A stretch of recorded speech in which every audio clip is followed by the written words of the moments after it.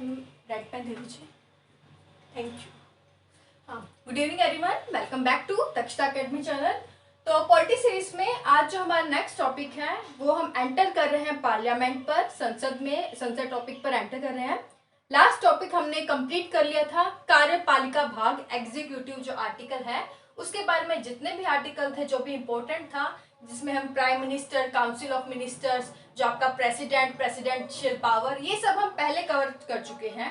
अब आपसे क्वेश्चन ये है, आपको बताना है कि जो कार्यपालिका है, हमारे एग्जीक्यूटिव है, इसके बारे में हमारे कॉन्स्टिट्यूशन में कौन से आर्टिकल में बताया गया है। तो आर्टिकल नंबर आपको कमेंट में बताना है कि कौन से आर्टिकल से कौन से आर्टिकल तक एग्जीक्यूटिव या जो कार्यपालिका के बारे में हमारे संविधान में जो है एक्सप्लेन किया गया है।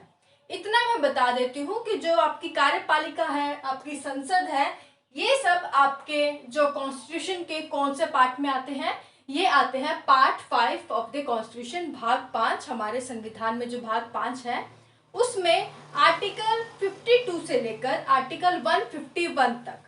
तो इन आर्टिकल्स में जो हमारा यूनियन स्ट्रक्चर है, हमारा जो संघात्मक ढांचा है अपनाया गया है संविधान में हमारे देश का, उसके बारे में बताया गया है। उसके अंतर्गत ही जो आज हमें जो हमारा सेकंड पार्ट है कार्यपालिका के बाद, वो है पार्लियामेंट या संसद, और इसके बारे में बताया गया है आर्टिकल 79 से लेकर 122 में।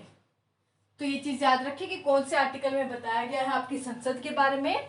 और अगर आज के टॉपिक की बात करें तो टॉपिक हमारा मेन जो आज का होगा वो ये होगा कि जो हमारी संसदीय प्रणाली अपनाई गई है, जो हमारी संसद है, पार्लियामेंट है, ये सुप्रीम है कि नहीं है, ये हमारी सर्वोच्च है या नहीं। अगर आपसे क्वेश्चन पूछूं मैं कि जो हमारा संसदीय प्रणाली है, हमारा जो पार्लियामेंट्री सिस्टम है हमारे संविधान में, ये कौन से देश से अपनाया गया, तो ये हमारे इंग्लैंड से अपनाया गया है। और इंग्लैंड की अगर संसद से भारत की संसद को हम कंपेयर करें तो हम देखेंगे कि जो भारत की संसद जो है वो इंग्लैंड की संसद की तरह सुप्रीम या सर्वोच्च है या नहीं। तो इसका एक हम एनालिसिस करेंगे आज की वीडियो में। तो एक तरह से आपके लिए आज की जो वीडियो है एक इंट्रोडक्टरी वीडियो है। संसद टॉपिक में आगे एंटर करने के लिए आपको जरूरी हो जाता है कि यह जानना कि आखिर हमारे जो हमारे पूरे संविधान में, कॉन्स्टिट्यूशन में जो पार्लियामेंट है, इसके कितने पावर है। ये हमारे संविधान से भी ऊपर है, हमारी सरकार से भी ऊपर है, हम जितने हम लॉज बनाते हैं। तो ये सब आज की वीडियो में हम जानेंगे। तो शुरू करते हैं, और कमेंट में आंसर जरूर दीजिएगा कि जो हमारी कार्यपालिका एग्जीक्यूटिव है उसके बारे में कौन से आर्टिकल में बताया गया है। तो शुरू करते हैं। तो शुरू करने से पहले एक बार रिपीट कर दूं कि जो संसद है, इंग्लैंड संसदीय प्रणाली जो इंग्लैंड से हमारे देश में ली गई है, यानी कि जो संसद के बारे में जो प्रावधान है, हमारी जो संसदीय प्रणाली है, पार्लियामेंट्री सिस्टम है, ये हमने कौन से देश से अपनाया है, कौन से देश के संविधान से, तो ये हमने इंग्लैंड से अपनाया है। और जो इंग्लैंड की संसद है वो सुप्रीम है। और अब हम एनालिसिस या इवैल्यूएशन करने जा रहे हैं भारत की संसद के बारे में। तो एक एक पॉइंट करके हम पढ़ेंगे। पहला पॉइंट है कि अगर हमारे संविधान की बात करें, कॉन्स्टिट्यूशन की, तो कॉन्स्टिट्यूशन जो है हमारा, आप खुद बताइए कि कैसा है, लिखा हुआ है या नहीं है। तो बहुत आसान है, कोई भी बता देगा। हमारा जो कॉन्स्टिट्यूशन है लिखा हुआ संविधान है, एक लिखित संविधान है, रिटन कॉन्स्टिट्यूशन है। और क्योंकि हमारा जो संविधान है वो लिखित कॉन्स्टिट्यूशन है, और साथ ही इसके बारे में एक चीज वो है, आप हमेशा याद रखिएगा केशवानंद भारती मामले को। केशवानंद भारती मामला हम पहले डिस्कस कर चुके हैं, फिर से बता देती हूँ। केशवानंद भारती मामले में सुप्रीम कोर्ट ने साफ कह दिया था कि जो आपकी संसद है वो संविधान हमारा क्योंकि पहले लिखा ही हुआ है, तो संविधान के अकॉर्डिंग ही कोई भी अगर लॉज बनाती है तो लॉज बनाने का, जो कानून बनाने का अधिकार किसका है, पार्लियामेंट का है, संसद का है। तो जो भी लॉज बनाएगी, कानून बनाएगी, तो उनकी इच्छा है, कोई भी बनाइए। लेकिन इस बात का ध्यान रखिए कि जो हमारे संविधान का मूल ढांचा है, basic structure of our constitution है, उस पर कोई प्रभाव ना पड़े, यानी कि उसके अगेंस्ट कोई लॉ नहीं जाना चाहिए। तो यहाँ पर पहला पॉइंट आपको ये याद रखना है कि हमारा जो संविधान है वो कैसा है, लिखित है। और लिखित संविधान इसीलिए ही बनाया गया है एक तरह से कि पहले ही जो सारी बातें लिख दी गई ताकि इसके अगेंस्ट कोई ना जा सके। जो संसद है, पार्लियामेंट है, अपनी मन मर्जी से कोई लॉज जो है, कोई कानून ना बना सके। उन्हें ध्यान रखना होगा, संसद को ध्यान रखना है कि अगर वो कोई कानून बनाती भी है तो सबसे पहले ये देख ले कि वो हमारे जो कॉन्स्टिट्यूशन है, संविधान के अगेंस्ट वो जो लॉज है, कानून, वो नहीं जाते हो। और इसके बारे में बता दिया गया था सर्वोच्च न्यायालय में, जो आपका सुप्रीम कोर्ट ने यह जो सिद्ध कर दिया था, कौन से, केशवानंद भारती मामला। तो केशवानंद भारती मामला बहुत बार रिपीट होता है, पहले हम डिस्कस कर चुके हैं इसे। और एक और चीज, क्वालिटी, वीडियो क्वालिटी आप बार बार बोलते हैं, तो प्लीज वीडियो क्वालिटी के लिए 480 पिक्सल पर वीडियो देखें। 480 पिक्सल वीडियो क्वालिटी। वीडियो के अपर राइट कॉर्नर में अगर आप क्लिक करते हैं तो 3 डॉट आएंगे, तो वहां पर क्वालिटी पर क्लिक करेंगे तो वहां पे 480 पिक्सल आप क्वालिटी कर ले तो आपको क्लियर दिखेगी वीडियो, ठीक है। तो केशवानंद भारती मामले में सुप्रीम कोर्ट ने, सर्वोच्च न्यायालय ने साफ कर दिया था कि आप कोई भी लॉ बनाइए, पार्लियामेंट, कोई भी संसद जो है कानून बना सकती है। लेकिन केशवानंद भारती मामले में यह कहा दिया कि जो हमारे संविधान का बेसिक जो मूल ढांचा है, बेसिक स्ट्रक्चर है, उस पर, उसके अगेंस्ट जो है कोई कानून नहीं जाना चाहिए। तो इस तरह से यहाँ पर अगर हम संसद की बात करें तो संसद की यहाँ पर शक्ति जो है कानून बनाने की, उस पर एक थोड़ी सी लिमिटेशन लग जाती है, पाबंदी लग जाती है।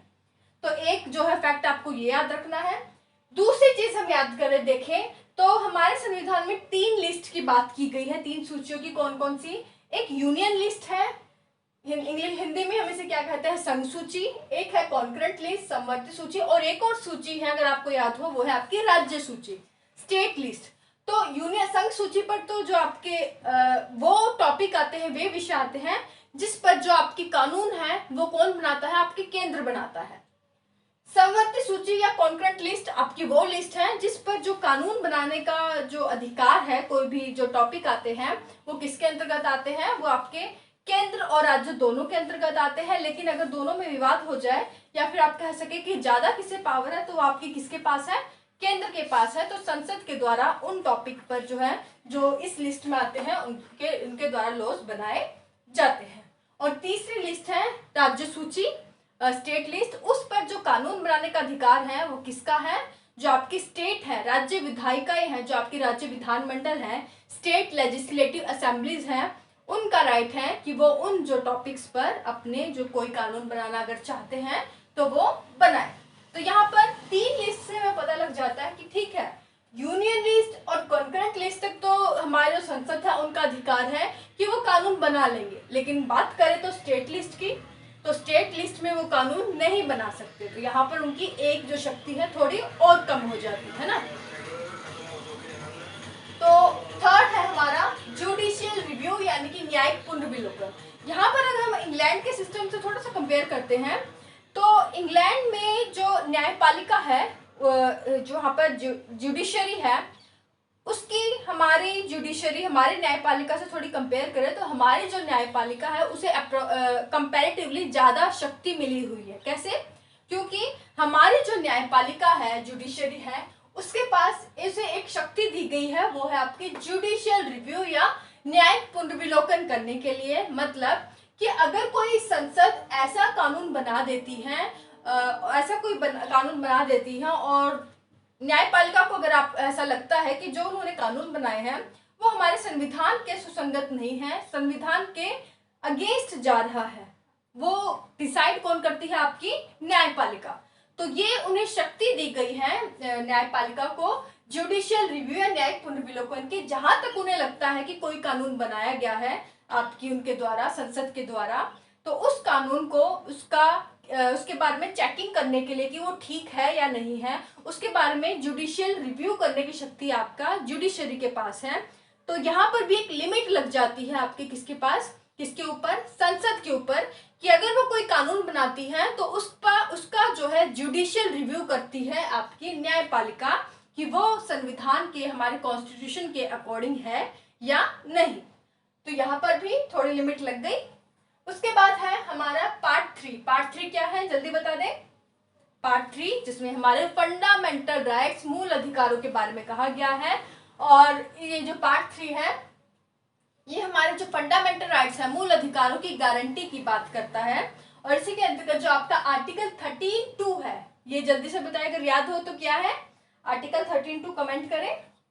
हाँ तो कमेंट कर दिया तो ठीक है, नहीं किया तो चलिए बता देती हूँ। तो आर्टिकल 13(2) में क्या कहा गया था कि ऐसा कोई कानून अगर जो आपका संसद बनाती है, जो हमारे मूल अधिकारों है, जो हमारे फंडामेंटल राइट्स जो पार्ट 3 में दिए गए हैं, उनका अगर वायलेशन करती है, हनन करती है, तो वे उस लिमिट तक जो है आपके खत्म कर दिए जाएंगे जहां तक वो आपके फंडामेंटल राइट का वायलेशन या हनन करते हैं न्यायपालिका के द्वारा। तो ये है आपका इसमें कि मूल अधिकारों की गारंटी की बात की गई है कि अगर संसद को यह अधिकार नहीं है, पहली बात तो कि वो हमारे जो है संविधान में जो हमारा बेसिक स्ट्रक्चर है, आपका मूल ढांचा है, जिसके बारे में केशवानंद भारती मामले में सुप्रीम कोर्ट ने बताया था कि उस जो बेसिक ढांचे को, बेसिक स्ट्रक्चर को वो हिलाए, उसके अगेंस्ट जाए संविधान के।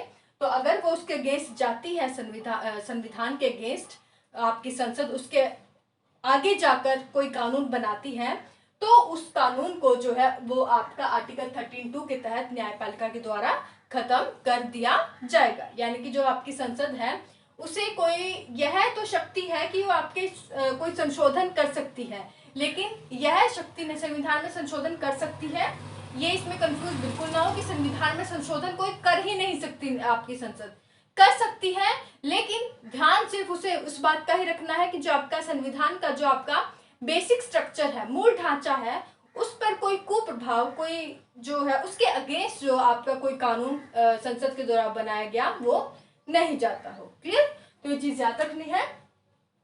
उस लास्ट है आपका कि संघात्मक ढांचा यानी कि यूनियन स्ट्रक्चर। तो हमारा जो संविधान में हमारे देश में कैसा ढांचा अपनाया गया है, संघात्मक ढांचा, यूनियन स्ट्रक्चर अपनाया गया है। और अभी जो हमने 2 मिनट पहले बात की है कि संसद को पूरा अधिकार है कि वो संविधान में संशोधन कर सकती है, लेकिन अगर वो ऐसा संशोधन करती है जिससे कि आपका जो मूल ढांचा है उसमें परिवर्तन हो, तो वो ऐसा नहीं कर पाएगी। लेकिन अगर फिर भी करती है, उसमें संशोधन करने की कोशिश करती है, तो उसके लिए जरूरी है कि जो आधे, कम से कम जो आपके हाफ,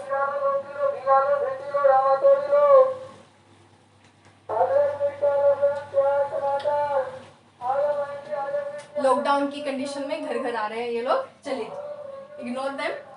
तो हाँ, तो मैं क्या बता रही थी कि फिर भी अगर संविधान में संशोधन करती है हमारी संसद, तो उनको क्या चाहिए कि उनके संशोधन के समर्थन में जो आपके कम से कम आपके जो आधे राज्य विधानमंडल है उनकी समर्थन की आवश्यकता है। तो मैंने क्या कहा, आधे राज्य विधान मंडल,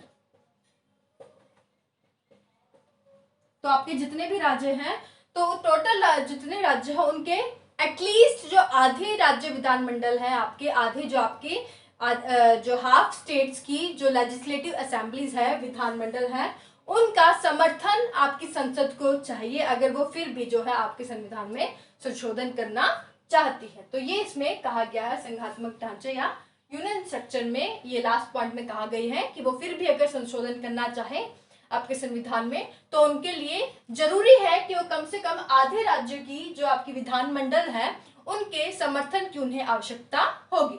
तो ये एक तरह से आपका काफी मुश्किल जो प्रोसेस हो जाता है, जटिल जो आप कहेंगे, ये डिफिकल्ट प्रोसेस उनके संशोधन के लिए हो जाएगा। तो ओवरऑल अगर हम देखें तो हर जगह पर आपकी पार्लियामेंट पर एक लिमिट लगाई हुई है, यहाँ पर लिमिट लगाई गई है और किस वे में लगाई हुई है, किस जो अगर सुप्रीमेसी देखें तो सुप्रीमेसी सर्वोच्चता किसे दी गई, आप खुद बताएं, मुझे बताने की जरूरत नहीं होनी चाहिए अब। तो यहाँ पर सर्वोच्चता ऑब्वियस है, संसद को तो नहीं मिली हुई है। हमारी संसद इतनी सर्वोच्च नहीं है जितनी आपकी इंग्लैंड की है। इंग्लैंड की पार्लियामेंट इंडिया की पार्लियामेंट से काफी सुप्रीम है। क्यों? क्योंकि अभी हमने देखा कि जगह जगह पर हर पॉइंट पर उस पर कुछ ना कुछ पाबंदियां हैं, और वो भी किस पॉइंट पर कि वो आपकी कोई अमेंडमेंट कर सकती है, कॉन्स्टिट्यूशनल अमेंडमेंट कर सकती है, लेकिन एक लिमिट पर, पहले तो अमेंडमेंट करेगी, तो जो आपकी जुडिशरी है उसका जुडिशियल रिव्यू कर लेगी, उनको कोई प्रॉब्लम लगती है तो वो उसको कैंसिल कर देगी। पार्ट 3 में वो आपका किसी फंडामेंटल राइट्स के अगेंस्ट नहीं जा सकती, उनका वायलेशन नहीं कर सकती को, और स्टेट लिस्ट के बारे में वो कुछ नहीं कर सकती है। और इसके अलावा जो हमने केशवानंद भारती मामले में देखा कि वो कॉन्स्टिट्यूशन अमेंडमेंट जरूर कर सकती है, लेकिन जो बेसिक स्ट्रक्चर है उसके अगेंस्ट नहीं जा सकती। तो इस तरह से हम कह सकते हैं कि जो भारत की संसद है वो सर्वोच्च नहीं है। यहाँ पर जो सर्वोच्चता मिली है वो किसे मिली है? हमारे संविधान को, हमारे कॉन्स्टिट्यूशन को। और अगर आप सोचें कि ऐसा क्यों किया गया, तो ऐसा इसलिए किया गया क्योंकि यहाँ पर जो संविधान निर्माता थे, जो हमारे कॉन्स्टिट्यूशन जिन्होंने बनाया हमारे संविधान को, तो उन्होंने ऐसा इसलिए ही किया कि अगर वो सारी जो पावर है, शक्तियां हैं, अपने पार्लियामेंट को दे देते तो उससे क्या हो जाता, आपकी जो ये अपने मन मर्जी से कोई भी जो कानून है, लॉ है, वो बना सकते थे। इसलिए एक बैलेंस ऑफ पावर कर दिया कि शक्तियों का कुछ विभाजन कर दिया कि सभी सभी को थोड़ी थोड़ी जो है शक्तियां दे दी। और साथ ही जो सबसे अच्छा सिस्टम जो ऐड किया गया वो किया गया आपका जुडिशियल रिव्यू का। और इसी तरह जो आपके न्यायपालिका को, जुडिशरी को शक्तियां दी गई, कुछ पावर्स दी गई, कुछ पावर्स आपकी पार्लियामेंट को दी गई। तो ऐसे करके जो है आपकी पावर्स को आपके संविधान निर्माताओं ने डिवाइड पहले ही कर दिया, ताकि आगे चलकर कोई अपनी मनमानी न कर सके। और ये एक तरह से अच्छा भी है हमारे जो इंडिया के डेमोक्रेसी को बचाने के लिए।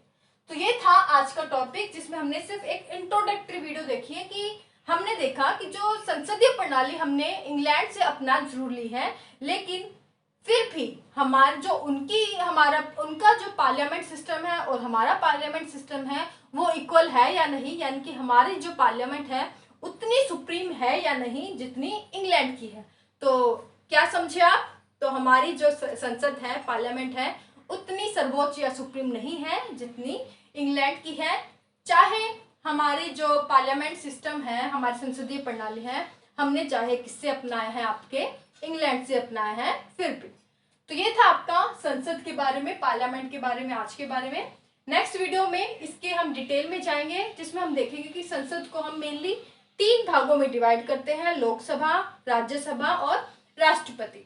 तो राष्ट्रपति के बारे में तो अप्रोक्स हम पहले क्या पूरा ही पढ़ चुके हैं, कार्यपालिका में, एग्जीक्यूटिव में। जो संसद से रिलेटेड चीजें होगी वो थोड़ी बहुत हम डिस्कस करेंगे, बाकी हम लोकसभा और राज्यसभा के बारे में पूरा डिटेल से पढ़ेंगे। आज के लिए बस इतना ही, और ध्यान रखिए अपना, घरों में रहिए। Thank you so much, all the best and God bless you.